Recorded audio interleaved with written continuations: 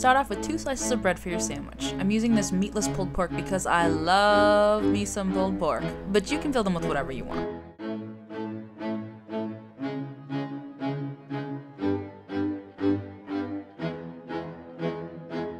I opened this package, sliced the corner off, and heated it up in a bowl in the microwave before putting it on the bread in a sort of diagonal line, because I knew I was cutting 2 circles and they would be in the opposite corners of the bread.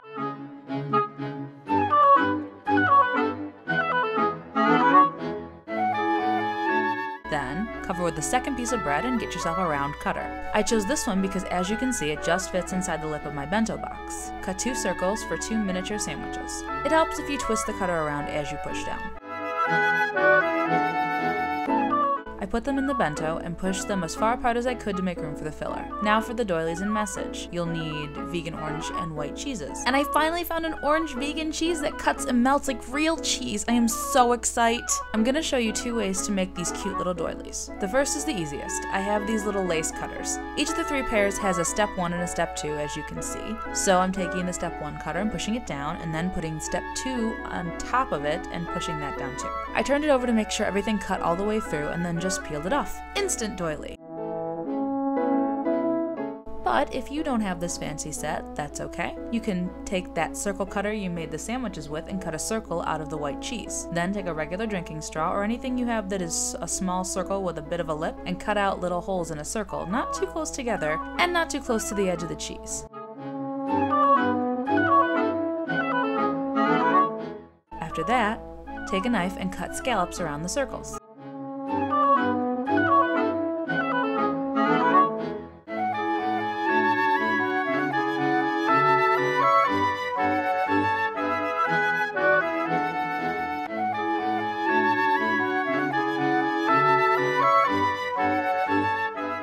See?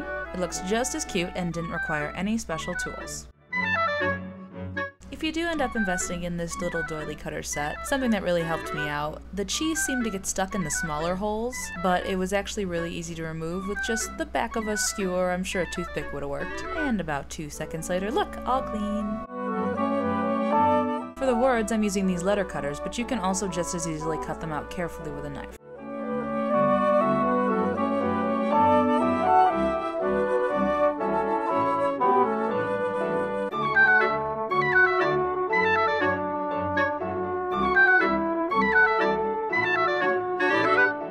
And I'm taking this heart cutter for the heart and the O on the second doily.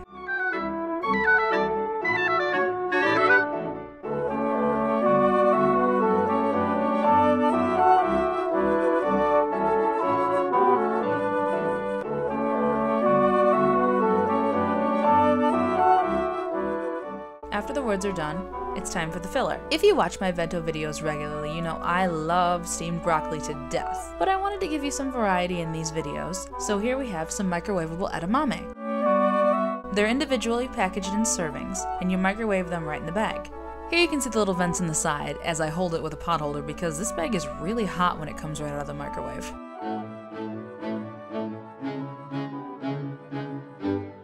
Just use a spoon and fill up the section between the sandwiches. I really liked the green as a contrast to the other things in the bento, which end up mostly being red.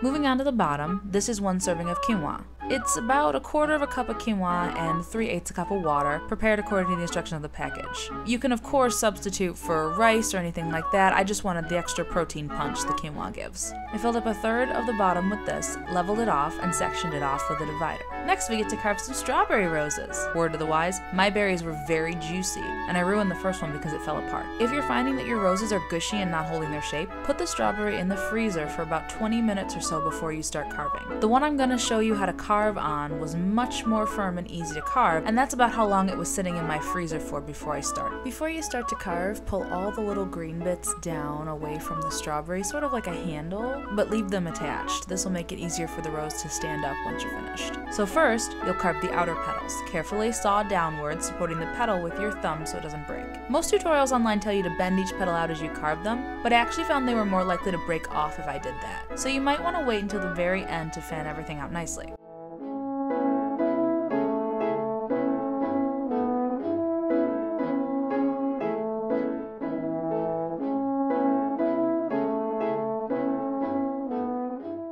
For the second row of petals, carve the same way a little further up the berry between the petals of the first row. This makes the middle section a nicer sort of cylindrical shape for the bud part.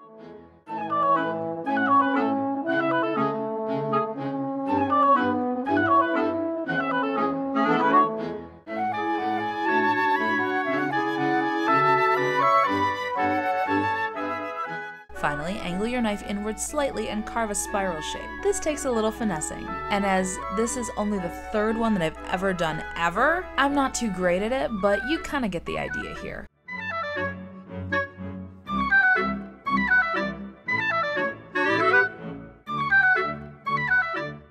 Pull out the little plug cap that you end up with at the very top, and your rose is all set. Fan out the petals and sort of squish down the top of the berry to give it a more bloom-like shape. Just fiddle with it a bit till it looks how you want it to.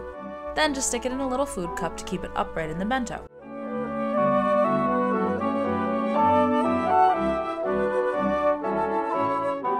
For the hearts, I took a jar of pickled beets.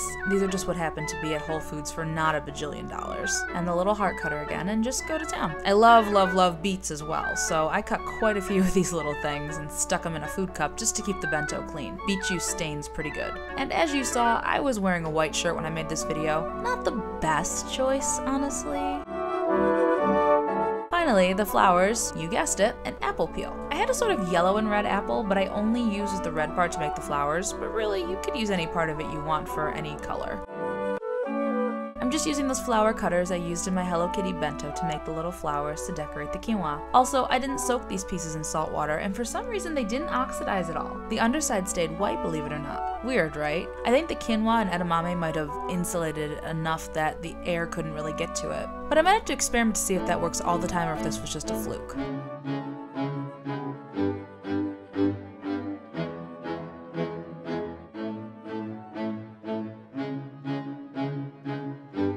Anyway, for the centers of the flowers, I just used that orange vegan cheese and that drinking straw again to cut circles. By the way, if you gently squeeze the end of the straw a little bit, it makes it a lot easier to get the circles out. I also added another of these little flowers to the top in between the sandwiches, and if I'd had a little more patience, I probably would have added a second flower to the top, but it was late and I wanted to go to bed when I was making this, so I didn't. Finally, take a few more pieces of your leftover edamame to make little leaves for your flowers, and this bento is all done.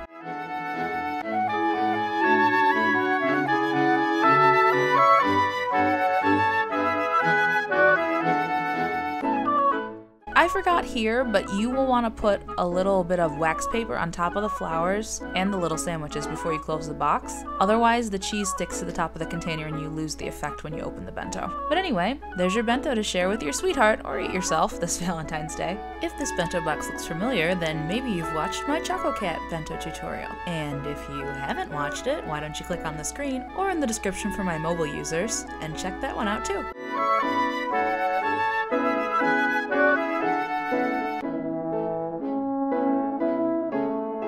Sorry there wasn't a video last week. I had a sync crisis, and I didn't have a chance to film anything. But anyway, happy Valentine's Day, guys. See you soon with another video, and until then remember, there's no use boiling your cabbage twice.